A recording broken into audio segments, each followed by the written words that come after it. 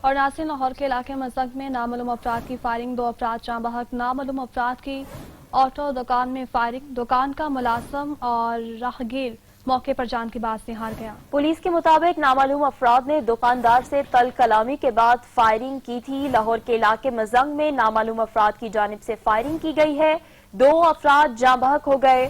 نامعلوم افراد کی آٹو دکان میں فائرنگ، دکان کا ملازم اور راہگیر موقع پر جان کی بازی ہار گیا۔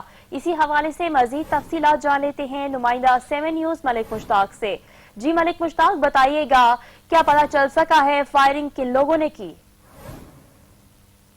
جی بالکل، یہ تھانہ مزنگ کا واقعہ ہے کہ سول لائن پریزن بنتی ہے، یہاں پر ڈبل مرڈر کا یہ واقعہ ہے۔ جناز گاہ سٹاپ کے نزدیک یہ مصطفیٰ آٹو دکان تھی، جہاں پر ملزمان شہزاد، مسعود، خرم اور عمر نے پراپرٹی کے ایشو پر پراپرٹی کے تنازع پر فائرنگ کی، جس کے نتیجے میں آصف، جس کی عمر 25 سال بتائی جا رہی ہے، اور ذیشان، جس کی عمر 32 سال بتائی جا رہی ہے، جن کی موت ہو گئی ہے، جبکہ ساجد، جس کی عمر 27 سال ہے، اور اس کے علاوہ عامر جو ہیں وہ زخمی ہوئے ہیں۔